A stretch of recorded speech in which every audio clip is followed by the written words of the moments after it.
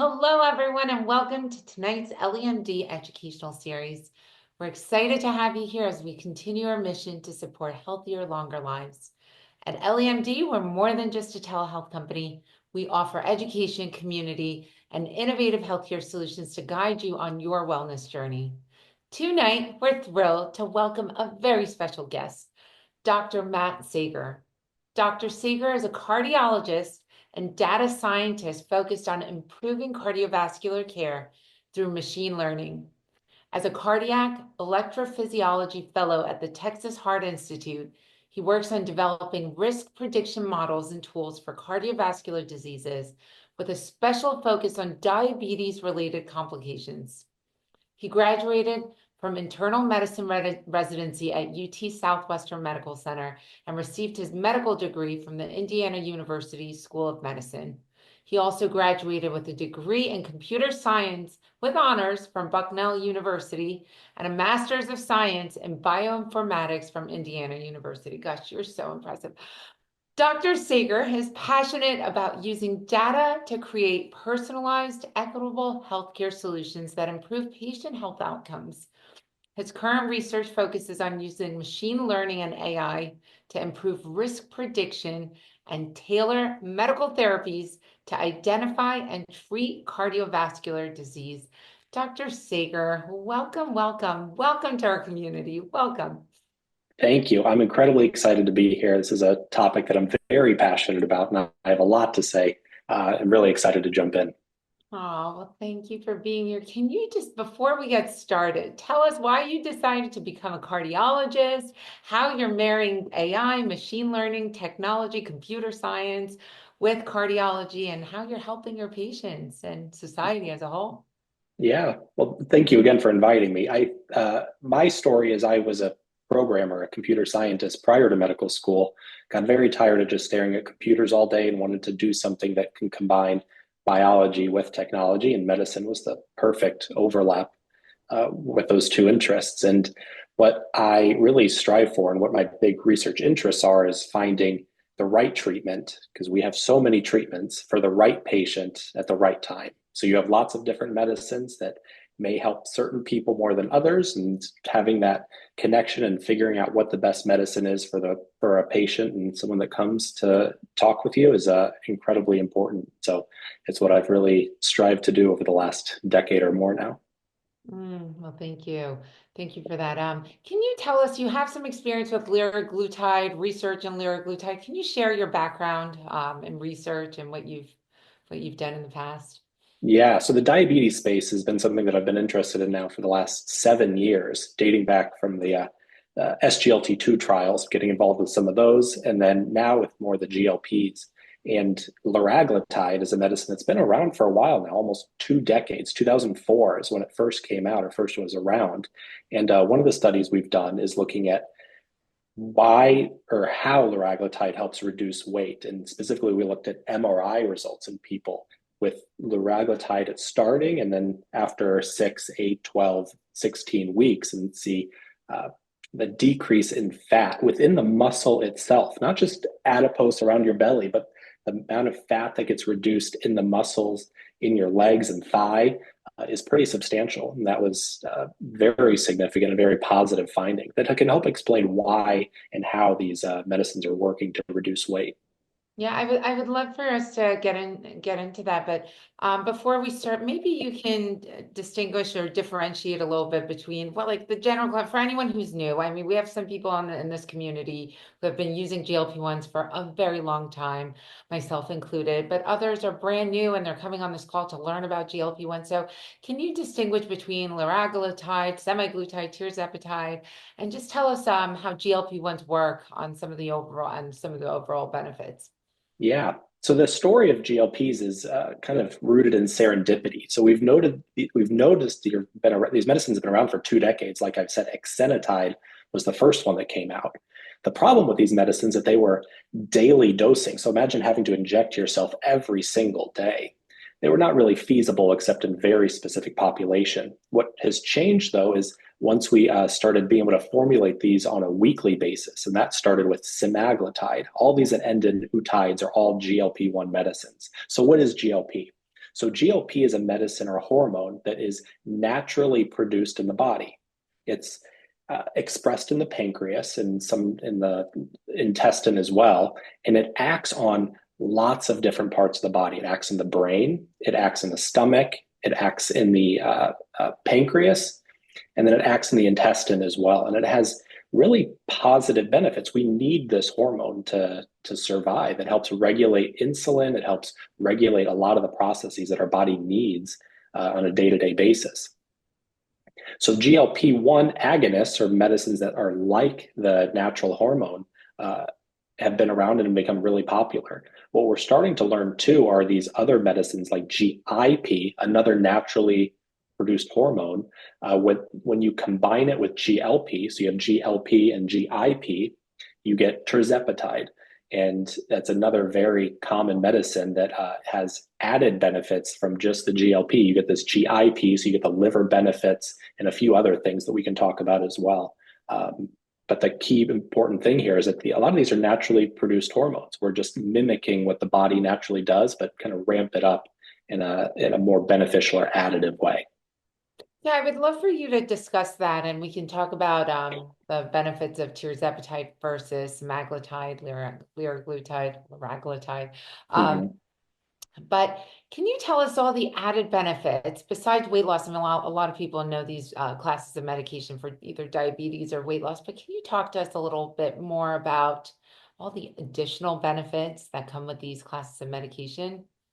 I think we could spend the whole hour talking about just the benefits.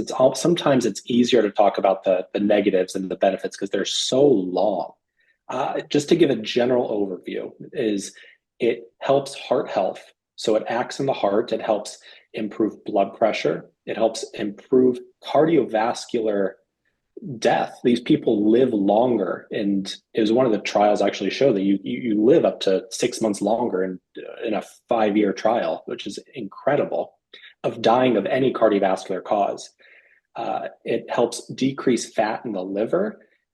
It helps kidney disease by improving the amount of protein that the kidney expels in the urine. It helps regulate appetite, and of course, all the weight loss benefits. And then it also helps in the brain with some neuroprotective disorders as well. And we can even talk about women's health and fertility. One of the best articles I've seen since the last time we've talked is the Ozempic fertility craze, where people on Ozempic are all of a sudden now becoming pregnant because they decreases PCOS and all these added benefits is really impressive and cool to see. Yeah, and a lot of people are microdosing it now, especially within our company. So not just for its weight loss benefits, but for all the anti-inflammatory benefits and so forth. Can we touch on tirzepatide as an example and talk about the role of the GLP-1s in this process of, lipolysis and fat burning? Yes. So tirzepatide, because it has that GIP hormone as well, does really well working on the liver. So the way that GIP helps upregulate the liver lipolysis is that it works on the fat cells to help break them down. So you get this really nice benefit of decreasing fat by actually working on the fat cell itself. We don't see that as much with GLPs, although there is some, but that GIP is really what drives that lipolysis benefit with some of these medicines. Hmm. And can you share with us what role GLP-1s play in maintaining long-term weight loss, and how do they prevent yo-yo dieting or weight regain? Yes. So yo-yo dieting is something that we've all struggled with if you've ever tried to be on any sort of diet. What these medicines do is it helps regulate homeostasis. It helps keep your body at a more level, even-keeled pace. So because it works in so many mechanisms, and let's just talk about two of them, the stomach and the brain, to help prevent that yo-yoing. So the way it works in the stomach is it helps prevent gastric emptying. Food sticks around in your stomach longer. So you feel full longer. You have less of a craving to eat throughout the day. Keeps things, when food's in your stomach, it keeps things nice and even. The second way it works is decreasing the cravings that we have in the brain. It increases our satiety, so we feel full from a brain or mental standpoint as well. So you have these two, uh, we call it the stomach brain fat axis, is working together to help prevent you from having these massive cravings throughout the day, yo-yoing when you come off a diet, and they work really, really well. Mm.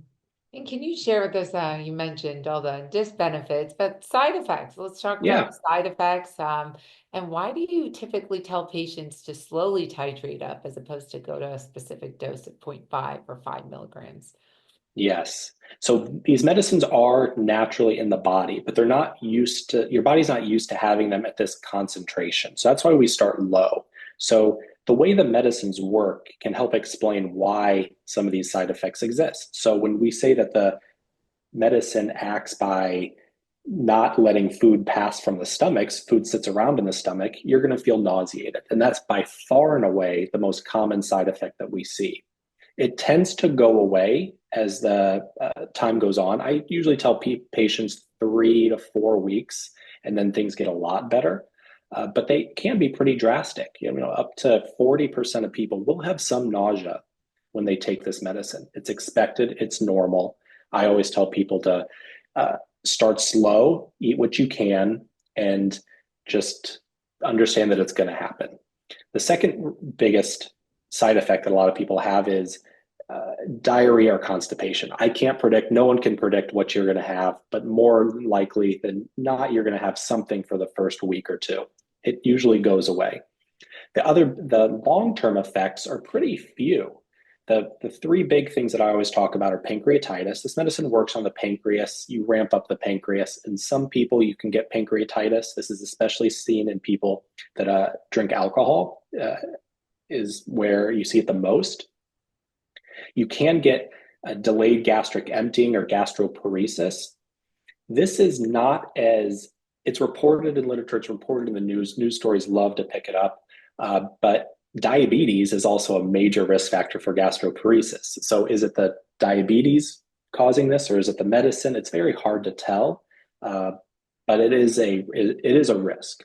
And the third is, and it hasn't been shown in humans, it has been shown in preclinical animal studies, is it can cause thyroid cancer. That's why the commercials always say avoid if you have a history of MEN syndrome or thyroid cancer. There haven't been human case reports of this, but it is seen in animal studies. So does have that black box warning on the FDA if you've had thyroid cancer, which is a small proportion of people. And from what I understand, it's medullary thyroid cancer, which makes up 2% of all thyroid cancers, correct? Correct. MEN syndrome type 1A to be specific. So it's a very, very small subtype. Subset, and it's only been shown in animal studies. So let's debunk some of the myths that these medications can make you go blind and cause Ozempic face, Ozempic butt. Can you just talk about that and touch on some of these myths that are Yes. floating around?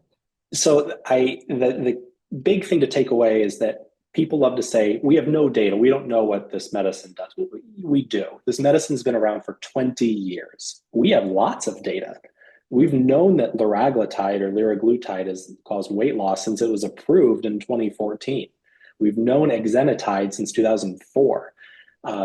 So a lot of these are just because it's becoming more popular. People like to, news stories love to jump on things, is to say it bluntly. I think the eye blindness, if you actually read the paper, was not actually blindness. There's a lot of diabetes progression, which can cause blindness. Ozempic face, if you lose weight very quickly, you're going to have fat distribution issues where you can have sunken facies, or you may lose fat in certain places than others. A lot of that is how your body handles weight. Some people distribute weight in more the midsection. Some people distribute weight in their thighs and hips. Some people distribute weight in their face.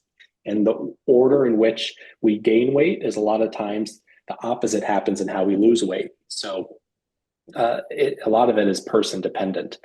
I think the big takeaway is listen to your body. If you're having side effects, slow down. This is not a race. This is try to get to a place where you can be on a stable dose and then work from there. So start slow. Even a little bit of the medicine does well, but it is a dose dependent medicine. The more that you can take, the more benefit has been seen. Okay, I'm so glad you're a cardiologist because this is a question I have, and I saw it on social media, and I wanted to ask you. And I know we're going to talk about the heart health benefits, but I want to touch on this. Obviously, as you know, with any weight loss, you lose 20% muscle mass. That's very normal. If you don't exercise, you don't you don't get adequate nutrition and protein, especially. Well, your heart's a muscle as well. How does this affect the cardiac muscle? Because I did see something that said, well, it affects the cardiac cells and it's detrimental to the cardiac cells. So you as a cardiologist, please debunk that myth. How does this affect the heart? Well, it helps the heart positively. Yes, it works on the heart cells, but it does so in a way that's beneficial. So we know that there's fat around the heart, there's fat within the heart. When you have fat in the heart doesn't want to contract as well. It doesn't want to relax as well. The heart needs to relax to fill with blood. If it can only fill a little bit, then it can't pump as much blood forward. So we want the heart to be able to relax and stretch and fill with blood in a nice, even, normal way. So when we are on this medicine and we know that this medicine helps decrease fat cells directly, it's going to work in the heart and decrease the fat that's within the heart. So we end up seeing improved contractility of the heart. We see improved relaxing of the heart, and we see improved blood pressure, decrease in the amount of, you don't want a heart that's too thick. I know you think you want your biceps to be big or you want muscles to be big. We don't want the heart muscle to be that big. So we actually see improvement in the heart muscle size that are all really positive benefits of these medicines. And even taking a step back, we know that this medicine helps decrease cardiovascular death. That's an amazing statement to have from clinical randomized trials. This medicine helps you live longer and not die from cardiovascular disease. It's such a profound statement that I love sharing people. Yeah, we'll do a deep dive on all the additional benefits, but I want to talk about all the negative stuff. So long term, Yeah, can you stay on these medications? Like, do we know how they affect our bodies if we stay on them for 20 years, 30 years, 40 years? Are they safe? What would you recommend to patients who are starting their journey? I always tell people that we have 20 years of data. So we have patients that have been on this for 2 decades and they do very well. The other thing to take away from is that we know when people come off these medicines, a lot of times they end up regaining some of their weight. Some people regain all, but some people regain some of their weight. A lot of that is because they go back to the old habits of eating more than their body's telling them to.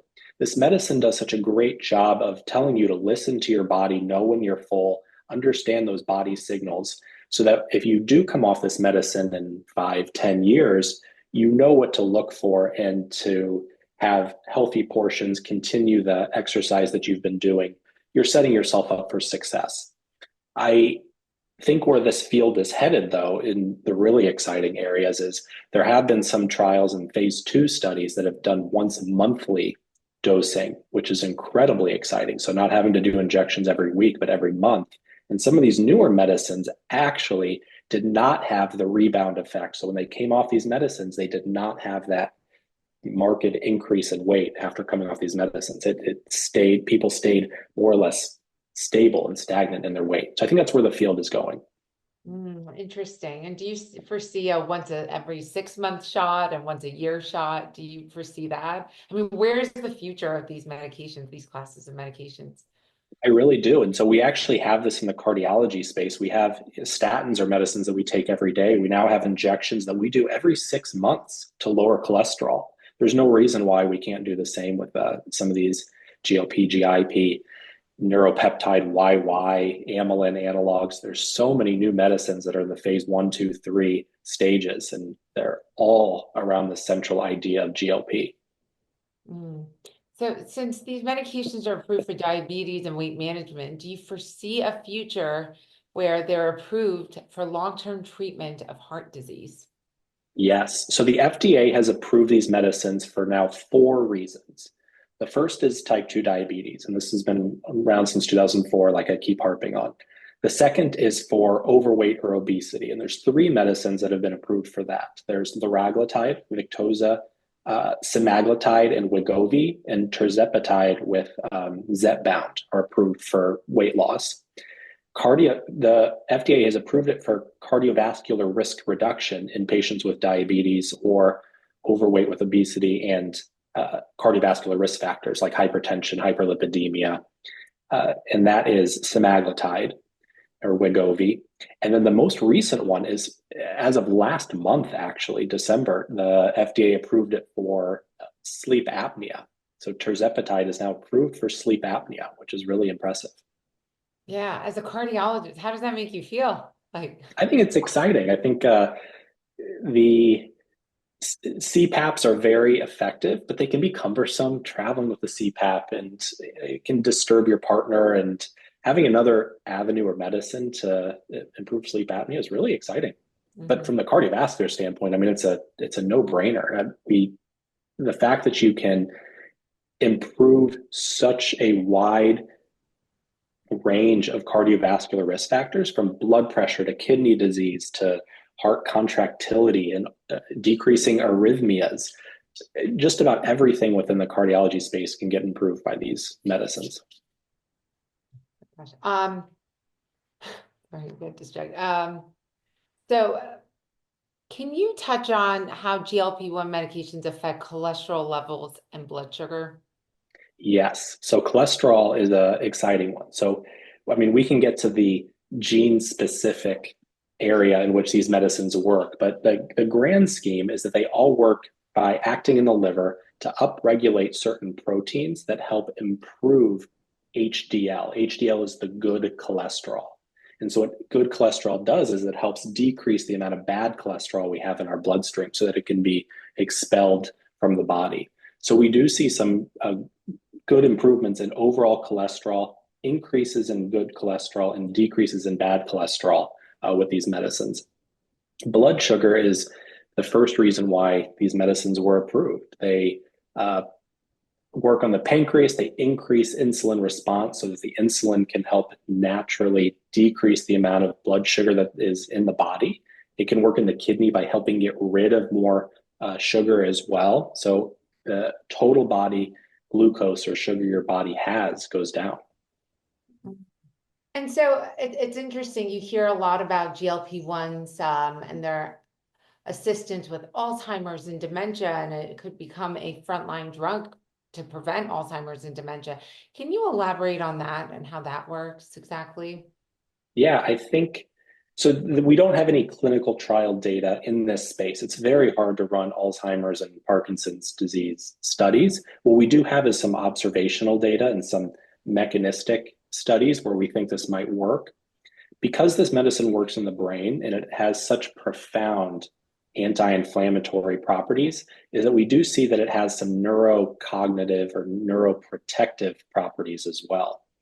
The extent at which it can work in Alzheimer's disease and Parkinson's is still, it needs to be formally assessed and calculated, but there are some pretty cool reports of Parkinson's disease symptoms improving with these medicines. And it's a really exciting area of research. Someone put in the chat, can it help with PVCs of the heart, since we're on that topic? Can you touch on that? No, that's such a, I think so. Now, this is me speaking as an electrophysiologist, and this is such a cool question. I think so. There's lots of reasons why you can have PVCs. Some happen because of electrical problems, some happen because of inflammatory problems. It's not going to hit the electrical problems of PVCs. Now, if you have some of the inflammatory reasons for having PVCs, mechanistically, I think that you could see a decrease in your PVC burden. That's such an interesting question. And actually, I'm going to write this down because I'm very curious in studying this. So that's an amazingly good question. Well, thank you, whoever asked that. Rolanda, way to go. And I wanted to touch on Rrtetide, right? Rrtetide. Yes, Not Richard, pronouncing it. yes. Yes. What are your thoughts around that? And where are we? Where is Eli Lilly on that? As far as Yeah, so the triple agonist. So we started with semaglutide, which is GLP. We added GIP to form tirzepatide. Now we have glucagon agonists to form retatrutide. You can imagine that the weight loss benefits on each of these keeps improving. So you have semaglutide, which you lose about 15%. Tirzepatide is roughly 20. Retatrutide, the triple agonist, you're talking 20 to 25% body weight reduction. It was profound. It's working very well in diabetes. The one caveat that I've seen is that when you add glucagon agonists, there are some heart benefit or there's some heart effects that may not be as detrimental or maybe as effective. And what I mean by that is in some people, they developed tachycardia. So they got some faster heart rates. Glucagon agonists seem to work in the heart differently than these other medicines. So they have to be explored a little bit more thoroughly. Where this medicine is working even better, though, is in the liver. So survodutide is GLP and glucagon, and that had FDA breakthrough designation in October for non-alcoholic fatty liver disease. So GLP and glucagon. So it's like you took semaglutide and glucagon agonist, and that worked incredibly well at improving liver disease, decreasing liver fibrosis, liver fat, really incredible, exciting area that they're exploring. And that's on FDA fast track. So they've started 3 phase 3 clinical trials for that medicine to evaluate it in liver disease. Oh, that's so impressive. Okay, so for anyone who doesn't know what a glucagon agonist is, can you explain glucagon for our listeners, Yes. please? So glucagon is one of the best named hormones in the body. It's exactly like the name says. Glucagon is when your glucose is gone. It helps increase your glucose levels because the body thinks that there's no glucose in the body. So it works on a higher level. It helps regulate insulin sensitivity as well. It's another medicine or hormone that is released from the pancreas. It has a lot of really positive benefits in helping insulin regulation, cell anti-inflammatory effects. It's a pretty powerful hormone. Well, thank you for that. We had a patient who lost 30 pounds and her blood pressure also decreased dramatically. Is that due to the weight loss or is it the medication improving heart functionality? A great question. So some of it is weight loss. When you lose weight, your heart doesn't have to pump as hard. The vessels are happier. They naturally, your blood pressure is going to go down. But it's not as simple as just weight loss. This medicine works in 2 other areas. Excuse me, I have to take a quick sip. Cheers. This medicine works in the kidney by helping get rid of sodium. So sodium is a salt. When we have salt, water is retained, blood pressure goes up. So by getting rid of salt, getting rid of sodium, we're decreasing blood pressure. It's one of the reasons why this medicine works so well in decreasing kidney disease, because it helps regulate some of those electrolytes, those molecules in the kidney. The second reason this medicine works is on the vessel wall itself. So when you have high blood pressure or hypertension, your body's tricked a little bit. Normally, your blood vessels should relax when you have pressure. Sometimes these vessels constrict paradoxically, meaning they shouldn't be constricting, but they end up constricting, which makes things worse. Your blood pressure goes up even more. So GLP can actually act in the cell, the vessel wall itself to help prevent that from happening. It helps relax the vessel appropriately to decrease the amount of pressure we have in our blood vessels. So works in the kidney, works in the vessel itself, and we've already talked about it works very well in the heart. So it's not just the weight loss effects that you see these blood pressure reductions. Last time I spoke with you, we talked about AGs. We talked just briefly about anti-glycotic endpoints and how it hardens the skin and also, your vascular system. And you mentioned that the GLP-1s make your your blood vessels a little bit more malleable. Can you elaborate on how that works and how it makes things that stiffen up over time, the plaques in your arteries that build up, how it helps overall? Yeah, so when you have cell death or apoptosis, what ends up happening is those cell fragments can, just like anything, or you get a cut on your body, that you form scar. These medicines help regulate cell death and apoptosis by helping either, there's a couple of reasons why we think it may be working this way, helping get rid of those fragments so you don't form scar. When you don't have scar, things are not as stiff. It helps improve relaxation. The other way is it helps essentially regulating oxygen in the cell itself. I'm going to take a quick side track and talk about the Rrtetide and the glucagon. Glucagon also helps thermoregulation. So when we're cold, we shiver and our body temperature goes up. Glucagon helps with thermoregulation in a non-shivering way, which is fascinating. So these medicines are working on the oxidative phosphorylation system. So how electrons get transported on a cell level. And so when you are improving the cell overall machinery, you end up improving the overall cell structure and how the nearly every cell in your body relaxes and functions. It's a pretty impressive system. Mitochondria, the powerhouse. Exactly. Mitochondria and the electron transport chain.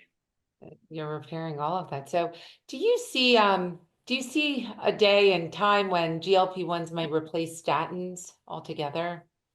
I think they work differently enough that statins have their own benefit. You're talking about different cholesterol pathways and regulation of plaque forming. We don't see GLP, GIP working as well on atherosclerosis.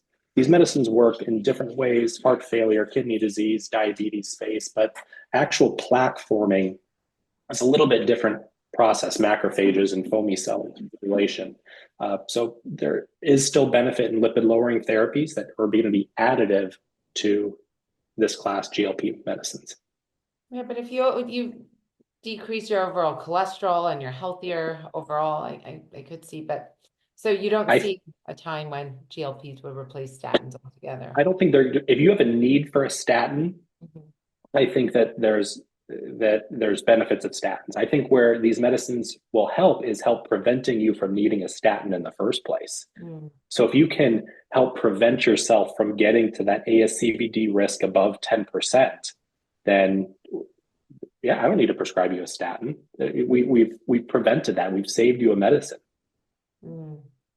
Thank you for answering that. We get that quite often. That question comes up a lot.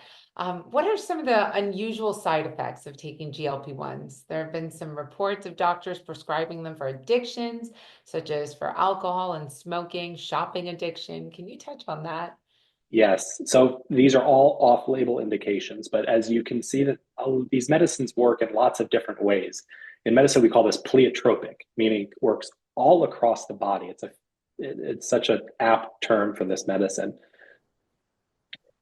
Because this medicine works so well in the brain and helping with impulses and regulating essentially cravings, it was theorized or hypothesized that these medicines would work in other addiction disorders, alcohol addiction, tobacco use, drug use. And some physicians have been prescribing it for those reasons or for those indications and have seen good results, seen good success. There hasn't been any randomized trial against this, but I can't think of a reason why this wouldn't work in other mental health addictive disorders. I mean, it's worked in nearly everything else. There's no reason why it shouldn't, in my mind.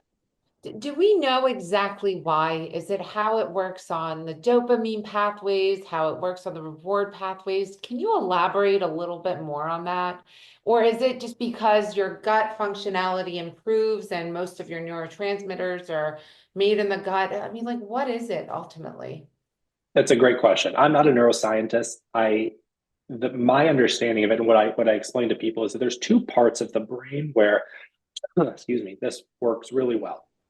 the hippocampal pathway, and then the hindbrain. So the front of the brain is more high level thinking. And then as we get more towards the back of the brain, cerebellum, it's more the stuff that we don't think about, the stuff that we just do naturally. So we don't have to think about eating. It's naturally what is expected of us as a human being. Because this medicine works in the hindbrain, in the reward center processing, the medicine has this additive effect of helping starve off or help prevent some of these abnormal cravings or accentuated cravings that we may be having.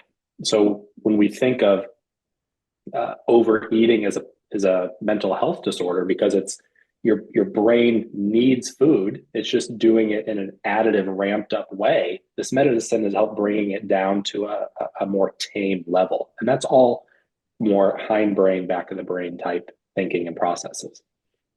Okay, so let's go back and talk to Dr. Segar, the cardiologist. Now you've improved the heart. What other things improve within the body once you improve the functionality of the heart?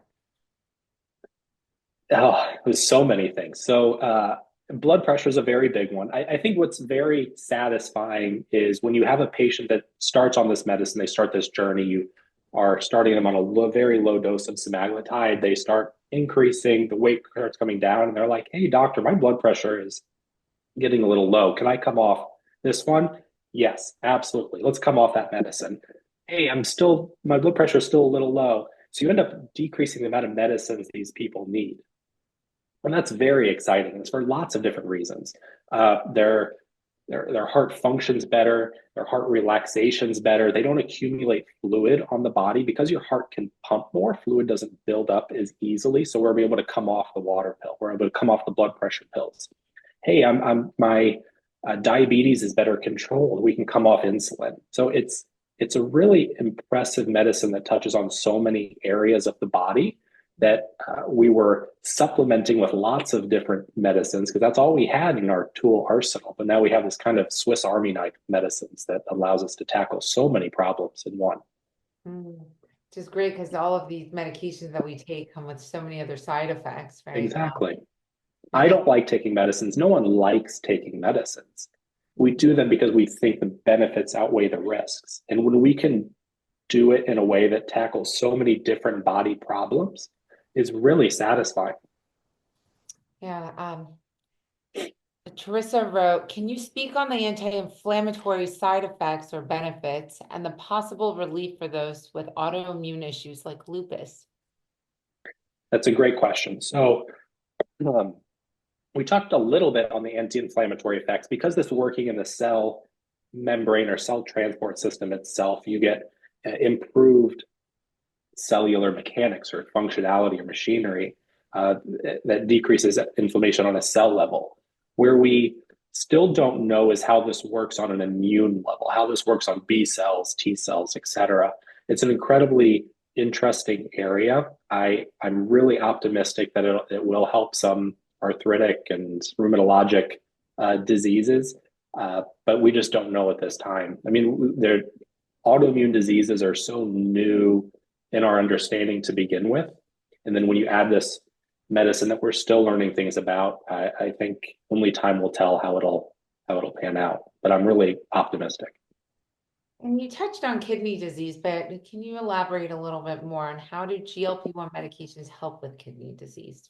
Yes. So since we've last talked, there was this big trial that came out, New England Journal, fantastic, called the FLOW study that looked at semaglutide in patients with diabetes and in patients with kidney disease.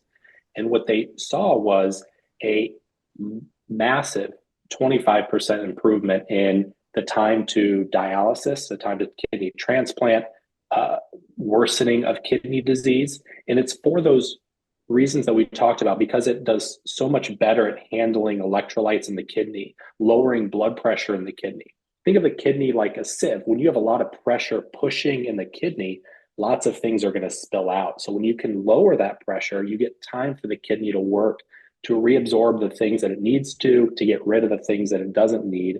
And so you prevent progression of kidney disease. And this was proven and very well established now that these medicines help prevent kidney disease. The other thing is that It helped prevent cardiovascular death in patients that have diabetes and kidney disease as well, for a lot of those same reasons. So obviously protein is recommended while you're taking these medications, but a lot of doctors also recommend hydrating and how important hydration is. Can you touch on why hydration is so important while you're taking GLP-1 medications? Yes. So let's talk a little bit about when you come on these medicine, what's your journey? How are you going to feel? What are the things that you need to do? When you are on this medicine, you're going to feel full. The worst thing you can do is stop eating altogether. What ends up happening is you're going to start losing muscle mass, not in a good way. You're not going to lose just fat. You're going to start losing muscle mass. We call that sarcopenia. We want to prevent that. We want your body to retain muscle while lowering fat. So having healthy exercise, doing strength-based training, and everything else that a doctor tells you in terms of exercise is still important. Because your body is getting used to these new level of hormones, your kidneys starting to process things differently. Making sure you're hydrated is very important. You're giving your body time and chance to regulate itself in an appropriate way. The benefits that you see with these medicines also extend beyond just the kidney, heart, body system. One thing that we've not talked about in this entire 45 minutes, which is still impressive, is bone health. So the way GLPs work on bone is also impressive. So you on your bone you have osteoblasts. Blasts build bone is how I remembered it in medical school. So GLPs act to improve osteoblast function. So you improve bone formation while decreasing osteoclasts. Osteoclasts resorb bone, they get rid of bone. So bone health is also improved with these medicines. So you need to still have strength training. We know strength training helps preserve bone function. We know GLPs help build bone. If you don't work out, if you aren't still doing your normal healthy exercise, you're not giving the medicine its maximum efficacy, maximum effect of helping preserve bone function. It's like for the same reasons why for osteoporosis, we recommend strength training, not just walking and cardio, but putting a stress on the bone helps improve the bone formation. Think of it the same way. Once you start GLP medicines, we want you to still do strength-based training exercises to help preserve the bone formation. Thank you for touching on that. Thank you. I want to take some of the questions that came in the chat. So someone said, you touched on these medicines helping with infertility. What has been studied about pregnancy in these medications? Oh, that's a great question. So it's very, very hard to do a full study on medicines in pregnancy. I mean, it's very hard to have people enroll in a study. So the default answer for a lot of these is if you're on GLP medicine and become pregnant, a lot of times we tell you to come off. And that's only because we don't know. It's hard to prove that these medicines are safe when you don't do a study. So the default answer is to come off and do things that we know are safe, like insulin or other medicines.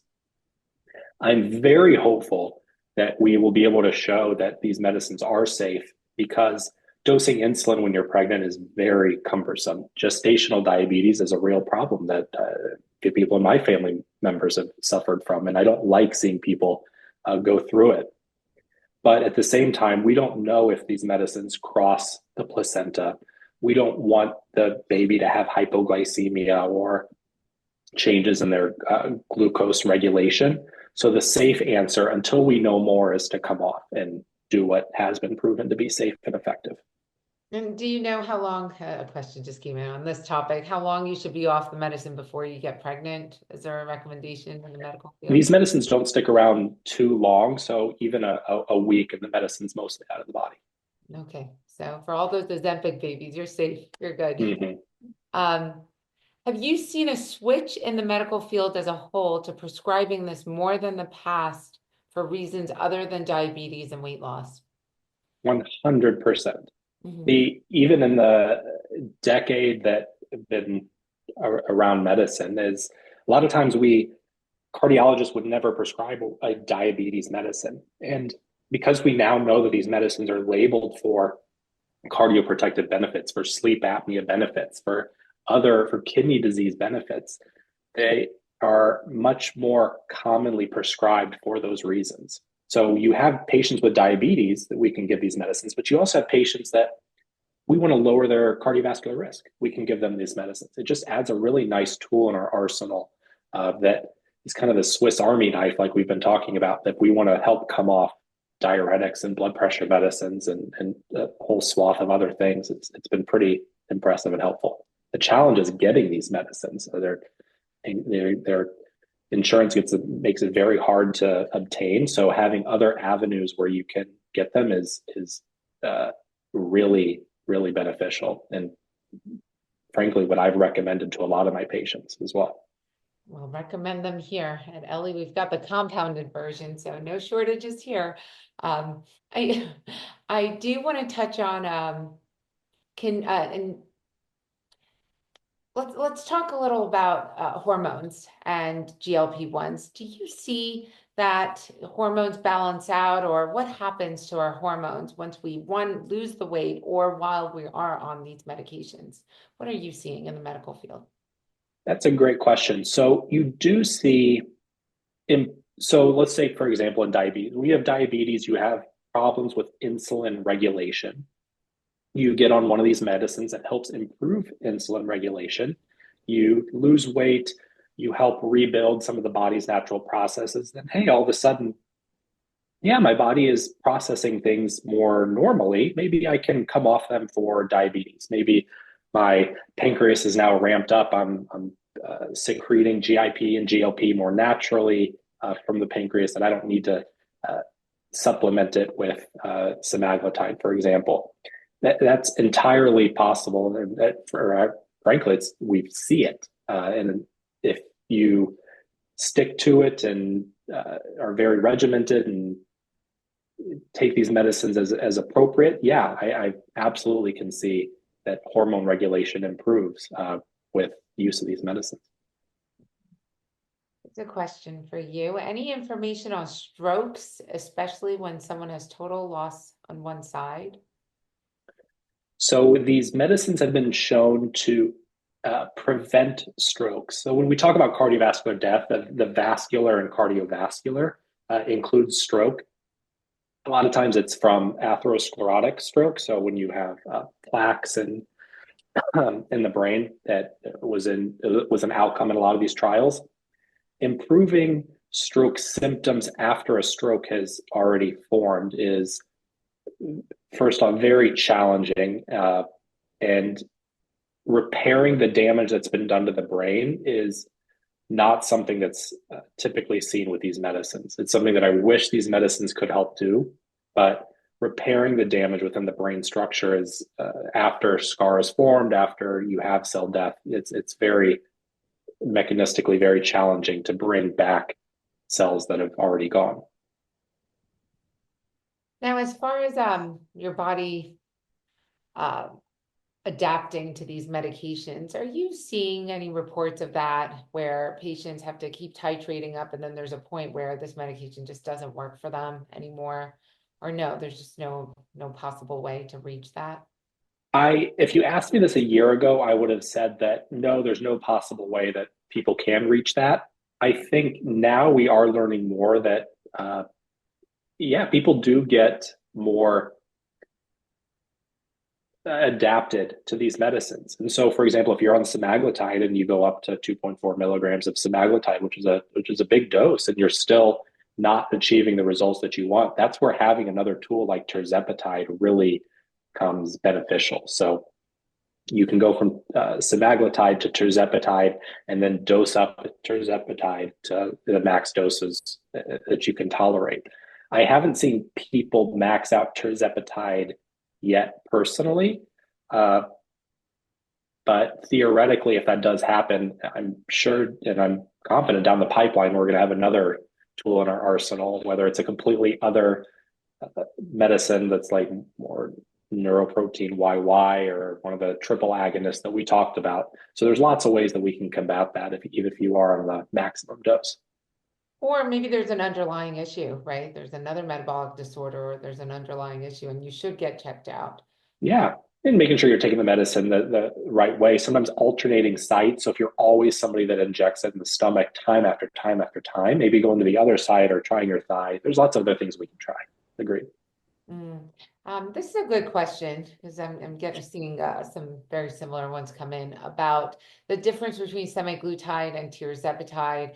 Is one, are you seeing one's more effective than the other? I mean, I can speak from personal experience. I lost some weight on semaglutide. I went on tirzepatide and fast-tracked it, and then I started getting some, a little bit of like heart palpitations and anxiety. So I came off of it. I went back on semaglutide. It worked perfectly. So are you seeing that switching effect helps, or are you seeing more benefits on one versus the other? Is it just dependent on your body?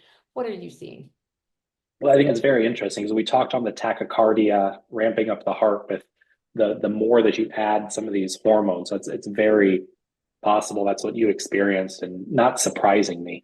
I'm sorry that happened, but I'm glad you're better. I think we know from studies, and there was actually a trial that compared semaglutide to tirzepatide on weight loss, and tirzepatide markedly had higher weight loss than semaglutide. And that's because, as we expect, the additional hormone that's in the medicine, just like Rrtetide outperformed tirzepatide.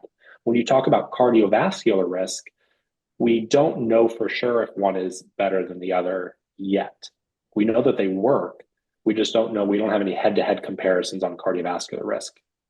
The other thing we know is that with more hormones comes more side effects. You do have more delayed gastric emptying. You feel more nauseated. You do have some more GI upset with tirzepatide compared to semaglutide.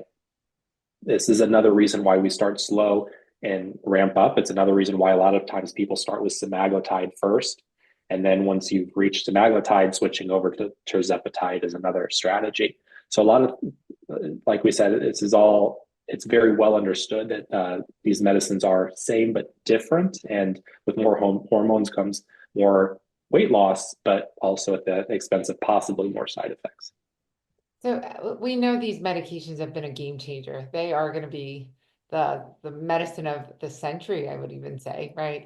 After insulin, this one's like the next big one that has come out. So let's think about the future. Okay, we have different classes coming. They're going to be more and more effective, right? That's what we can anticipate in the next couple of years. But so we have a population that has lowered their weight. Where do you see medicine heading? What is next? What is the future of medicine?